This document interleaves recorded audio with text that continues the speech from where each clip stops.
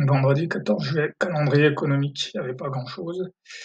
Les earnings, la saison des earnings a commencé, donc là les earnings des banques étaient plutôt positifs. Donc là, on peut voir que la plupart des grosses banques ont eu des earnings positifs. Donc là, il y avait quelque chose à dire d'ambigu, c'est que là, ce mouvement de hausse était complété. On peut voir qu'on a ces mouvements en leg 1, leg 2. Ici, leg 1, leg 2, le mouvement était complété, mais fondamentalement, on était aussi dans un contexte de hausse, donc c'était mitigé. Donc voilà, c'est la même chose ici. On peut voir que là, ce mouvement-là, si on le projette ici, on arrive à la fin du mouvement. Et en plus, là, on était sur un fair value gap J1. Et là, voilà, on peut voir que les earnings ont poussé le marché à la hausse. Donc là, à l'ouverture, j'avais un scénario de hausse, un scénario de range, un scénario de baisse. Ici, on commence. Marteau vert, c'est plutôt à l'ouverture, ça c'est plutôt un setup d'achat, donc là j'ai acheté. Là, j'ai pas fait de rajout parce que ça c'est pas un signal. Là, j'ai 3 bougies vertes, donc là, c'est un signal d'achat, même si c'était des bougies inside, il faut que je prenne l'habitude de prendre des setups, donc j'ai pris. Ensuite, ici, reversal, retracement de 100%. C'est très probable qu'on va au moins revenir chercher le gap, donc là, signal de vente. Là, pas d'ajout parce que là, on est trop proche d'une résistance, on est trop proche d'un support.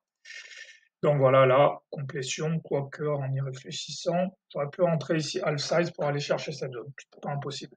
Là, j'ai eu un petit moment d'hésitation que j'aurais pas dû, parce que là, quand on ouvre au-dessus de HJP, 80% du temps, on termine en hausse, donc ici, signal d'achat, j'aurais dû acheter pour au moins un retour ici. Là, j'aurais dû rajouter ici monter algo. Là, pareil, j'aurais dû faire un rajout ici. Là, quand même, c'est quand même une résistance, donc ce signal-là, j'aurais dû patienter. Là, pareil, j'ai pris cet achat, mais j'aurais dû attendre en fait. J'aurais dû attendre une confirmation parce que là, cette bougie-là montre quand même que la résistance a réagi comme une vraie résistance. Là, j'ai un bear flag, avalement de toutes les bougies vertes, donc là, je vends avec une target leg 2. Là, pareil, j'aurais dû vendre aussi. Là, j'aurais dû vendre aussi. Et là, j'aurais dû vendre aussi parce que maintenant, ma réflexion, c'est que là, maintenant, on va avoir un mouvement de baisse en leg 1, leg 2. Donc, j'aurais dû vendre ici. Là, voilà, là, maintenant. Là, pareil, ici, maintenant, c'est de l'indécision. Parce que qu'est-ce qui est le plus probable? C'est que ce mouvement de baisse va continuer ou alors que le marché va se retourner. Étant donné on est sur la fin d'un mouvement climatique. Donc, voilà, un mouvement très fort. En fait, on est sur la fin d'un mouvement très fort.